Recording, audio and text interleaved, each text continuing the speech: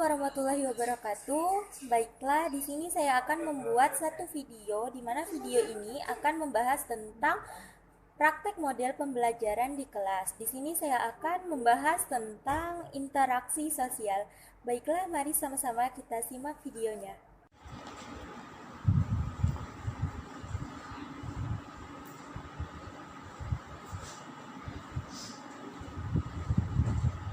Bersiap, berdoa mulai.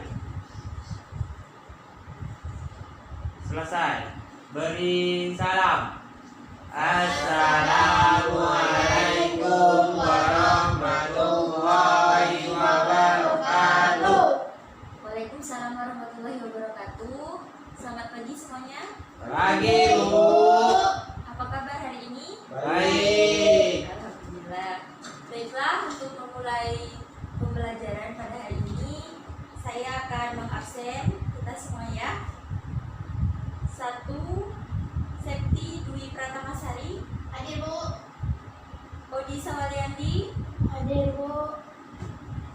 Suhendi Firdana. Hadir, Bu. Rizky Aditya. Hadir, Bu.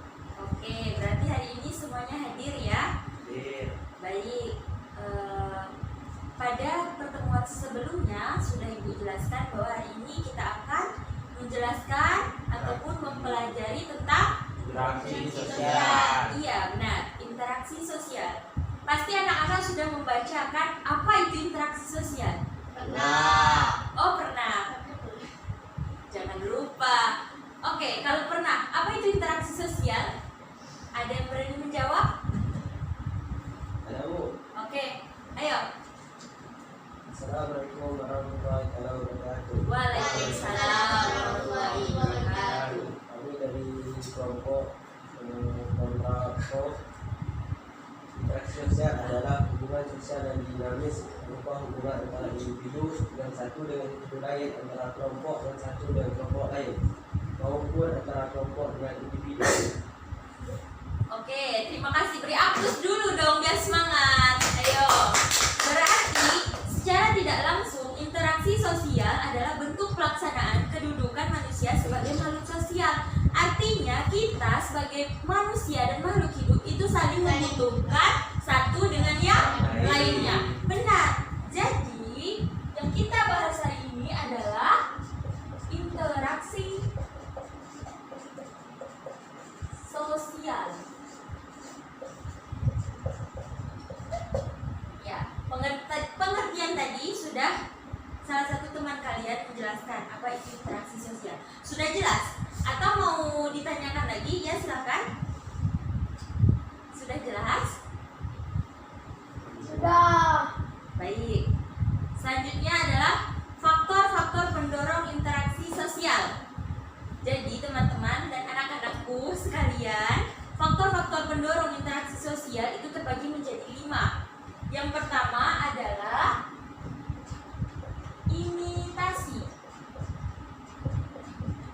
imitasi. Kedua, sugesti. Ketiga, identifikasi. Keempat, simpati. Dan kelima, empati. Sudah ada yang pernah mendengar apa itu imitasi? Belum? Jadi, imitasi itu adalah proses belajar seseorang dengan cara meniru atau mengikuti perilaku orang lain. Jadi, salah satu dari faktor-faktor pendorong interaksi sosial, salah satunya adalah imitasi. Yang kedua, sugesti. Pernah anak-anak sekalian mendengar kalimat sugesti? Belum. Belum? Belum. Oke, sugesti itu terjadi karena adanya faktor dari orang lain yang mempengaruhi, sifatnya itu mempengaruhi. Anak-anak mungkin pernah melihat iklan di televisi, itu salah satu bentuk sugesti, salah satu faktor-faktor pendorong interaksi sosial. Dengan adanya sugesti ini, orang lain dapat mempengaruhi orang lain. Kita dapat mempengaruhi orang lain. Itu disebut dengan sugesti. Ya, benar. Selanjutnya adalah identifikasi. Ibu langsung jelaskan saja ya. Identifikasi adalah ingin memiliki kesamaan dengan orang lain. Seperti kita menyukai artis-artis Korea, kita akan mengidentifikasi orang itu. Kita akan meniru apa yang disukainya, kita akan mengikuti apa gayanya, seperti itu. Lalu simpati. Simpati mungkin sudah sering kita dengarkan di lingkungan kehidupan kita sehari-hari. Apa itu simpati? Simpati itu rasa yang mendalam akan kepada orang lain. Seperti orang itu kelihatan seperti sedang kesusahan, maka kita memiliki rasa simpati untuk menolongnya. Lalu empati adalah perasaan yang sama dengan orang lain. Jadi empati di sini adalah rasa simpati yang mendalam. Oke. Selanjutnya adalah syarat terjadinya interaksi sosial. Apakah anak-anak sekalian sudah tahu? Belum? Oke, baiklah. Syarat terjadi interaksi sosial terbagi menjadi dua. Yang pertama adalah kontak sosial, dan yang kedua adalah komunikasi. Sudah pernah mendengar kontak sosial? Belum? Baik. Kontak sosial itu adalah hubungan antara satu pihak dengan pihak lain. Jadi kontak sosial ini adalah awal dari interaksi sosial. Meski kita tidak secara fisik bersentuhan, tapi kita dapat melakukan kontak sosial. Contohnya, seperti kita yang berkomunikasi dengan orang lain lewat telepon. Itu tidak bersentuhan secara fisik, namun kita telah melakukan interaksi sosial awal, yaitu kontak sosial. Bisa dimengerti? Oke. Selanjutnya adalah syarat terjadinya interaksi sosial, yaitu komunikasi. Komunikasi adalah alat untuk berhubungan dengan orang lain di lingkungan baik secara verbal ataupun non-verbal. Contohnya adalah jika komunikasi berlangsung, ada seseorang yang menggelengkan kepala, itu menandakan tidak. Kalau menganggukkan kepala menandakan iya. Itu salah satu komunikasi. Jadi syarat terjadinya interaksi sosial terbagi menjadi dua, yaitu kontak sosial dan komunikasi. Benar. Dan selanjutnya ada bentuk interaksi sosial. Bentuk interaksi sosial itu ada secara asosiatif dan disosiatif. Ya, benar. Disosiatif. Jadi, bentuk interaksi sosial ini juga terbagi menjadi dua, yaitu bentuk proses asosiatif dan disosiatif. Di mana proses asosiatif ini yaitu seseorang atau kelompok yang untuk mencapai tujuannya. Jadi terbagi lagi. Jadi proses asosiatif ini terbagi lagi seperti kerjasama, akomodasi, asimilasi, dan akulturasi. Dan disosiatif itu bertentangan, adanya proses yang bertentangan dengan seseorang atau kelompok untuk mencapai tujuan tertentu. Contohnya seperti persaingan, kontroversi, pertikaian, dan konflik. Lalu, sebelum Ibu masuk ke pertanyaan kepada anak-anak sekalian, ciri-ciri terjadinya interaksi sosial itu ada 4. Ada 4. Yang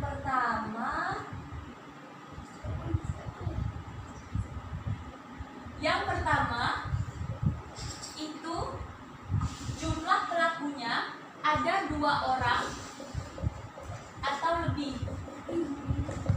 Kedua, adanya komunikasi. Ketiga, adanya dimensi dalam artian adanya waktu. Kucing Bu. Nampak kami Bu. Tidak kelihatan ya? Oke, baik. Sebentar. Ciri-ciri. Oke. Ciri-ciri terjadinya interaksi sosial.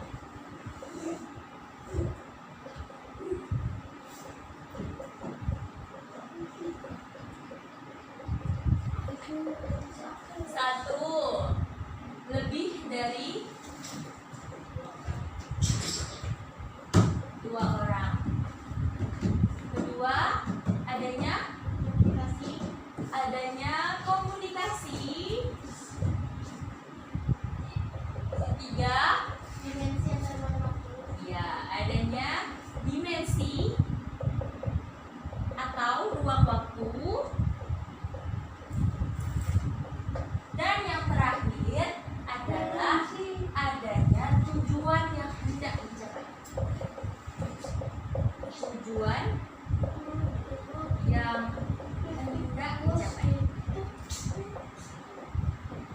Jadi ciri-ciri terjadinya interaksi sosial terbagi menjadi 4, yaitu yang pertama lebih dari 2 orang, kedua adanya komunikasi, ketiga adanya dimensi atau ruang waktu, dan keempat adanya tujuan yang hendak dicapai.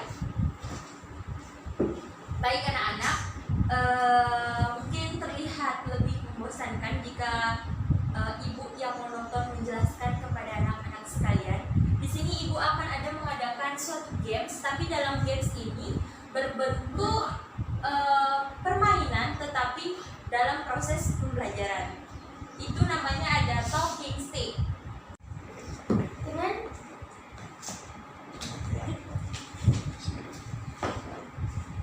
Oke, kita mulai.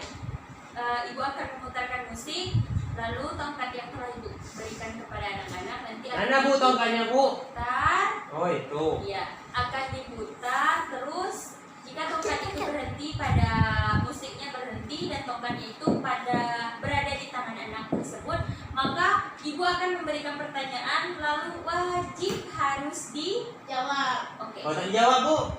Tidak jawab berarti kamu tidak memperhatikan ibu. Oh Oke? gitu. Ya. Baik, kita mulai ya. Cus. 1, 2, 3. Ayo, cepat kita akan mulai. Oh.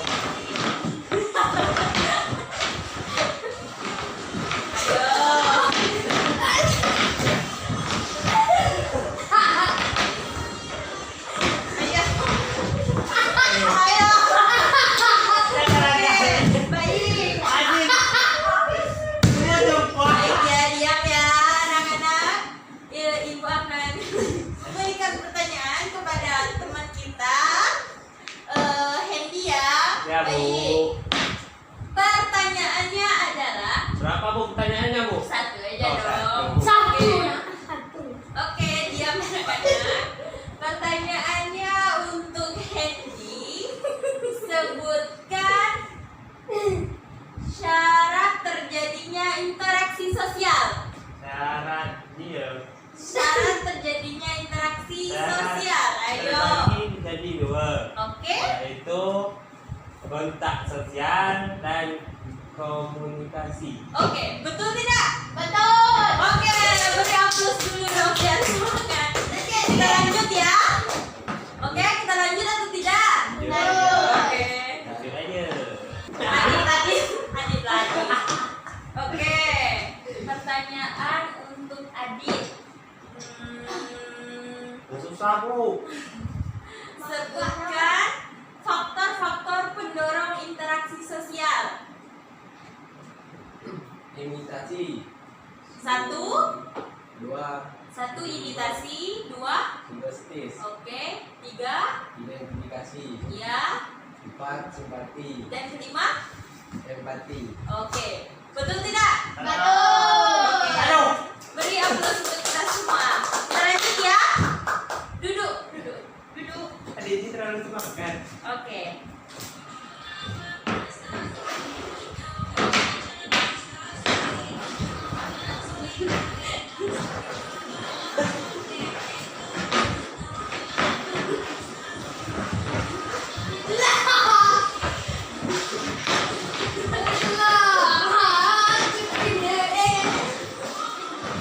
Septi, oke, Septi.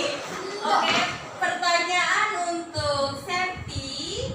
Sebutkan ciri-ciri terjadinya interaksi sosial. Ada 4. Yang Oke. pertama lebih dari 2 orang. Oke, lebih dari 2 orang, terus Yang kedua adanya komunikasi. ya. Yang ketiga adanya dimensi atau ruang dan waktu. Oke. Dan yang keempat adanya tujuan yang hendak dicapai. Oke. Berarti cukup ya permainan game untuk jawaban untuk pertanyaan hari ini, pertanyaan dari Ibu. Selanjutnya ya anak-anak, berarti selanjutnya kita akan melaksanakan model pembelajaran yaitu debat.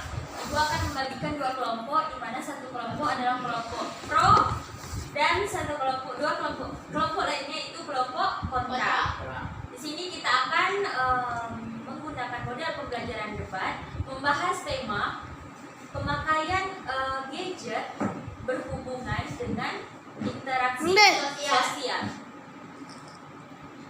Baiklah, langsung saja Ibu mulai ya.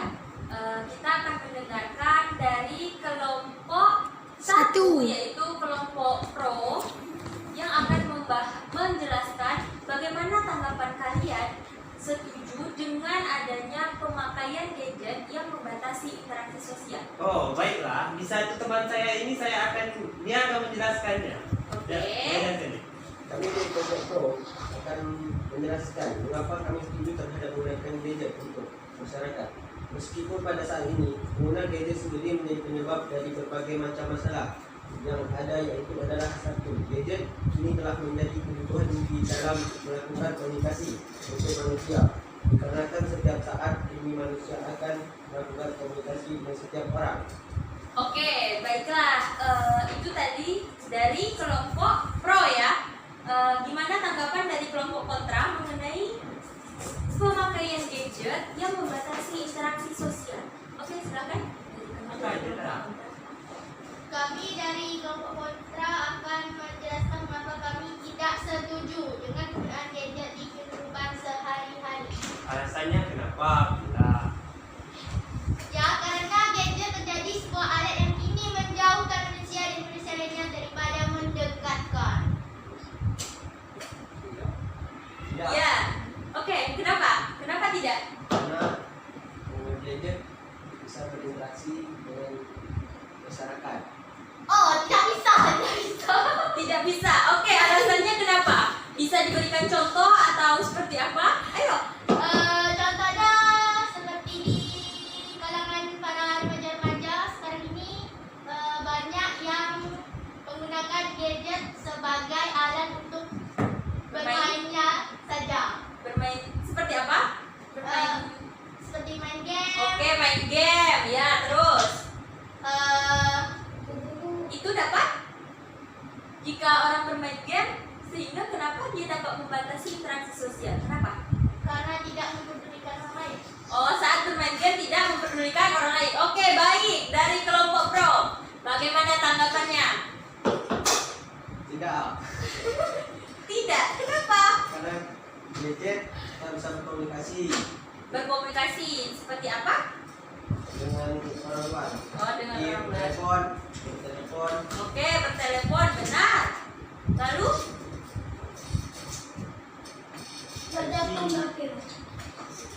intinya kalau dari kelompok pro itu mengatakan bahwa pemakaian gadget itu tidak membatasi interaksi sosial. Bahkan dengan adanya pemakaian gadget itu dapat menghubungkan antara satu orang ke orang lainnya dengan cara contohnya seperti bertelepon, benar. Dan dari kelompok kontra tadi menjelaskan bahwa pemakaian gadget ini dapat membatasi interaksi sosial dengan ada alasan seperti menjauhkan individu lainnya dengan individu yang lainnya. Berarti dengan adanya pemakaian gadget ini membatasi interaksi sosial. Contohnya seperti remaja yang sering memainkan game. Iya, benar. Seperti yang kita lihat sekarang ini, anak-anak sering sekali kita melihat anak-anak yang sering menggunakan atau bermain game. Sebenarnya itu tidak masalah jika bisa meluangkan waktu atau membatasi waktu. Namun, jika penggunaan gadget dapat membatasi interaksi sosial sama manusia, kenapa harus seperti itu? Kita harus meminimalisir dan memfilter kegiatan kita. Jika kita memain game dapat membatasi interaksi sosial, jadi dapat diminimalisir. Dengan adanya pemakaian gadget dapat membatasi interaksi sosial, contohnya seperti main game. Ya, benar. Karena dengan main game banyak orang yang tidak lupa waktu terus dan tidak mempedulikan orang lain di sekitarnya. Itu dapat menyebabkan kurangnya interaksi sosial. Baiklah, mungkin hari ini itu saja dapat kita sampaikan. Semoga apa yang Ibu sampaikan dan kita pelajari hari ini dapat bermanfaat untuk kita semua dan bermanfaat untuk anak-anakku sekalian, dan semoga apa yang Ibu jelaskan dapat kalian mengerti dan dapat diaplikasikan dalam kehidupan sehari-hari. Ingat, interaksi sosial itu sangat penting bagi kehidupan sehari-hari. Karena kita sebagai makhluk sosial itu sangat membutuhkan yang namanya interaksi. Interaksi itu adalah membutuhkan orang lain dalam kehidupan. Baik.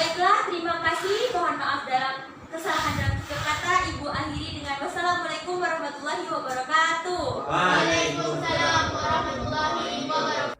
Baiklah teman-teman, itu tadi video model pembelajaran dari saya, di mana model pembelajaran yang saya gunakan adalah tanya jawab menggunakan permainan yaitu talking stick, beserta selanjutnya model pembelajaran yaitu debat. Semoga bermanfaat untuk kita semua. Saya akhiri dengan wassalamualaikum warahmatullahi wabarakatuh.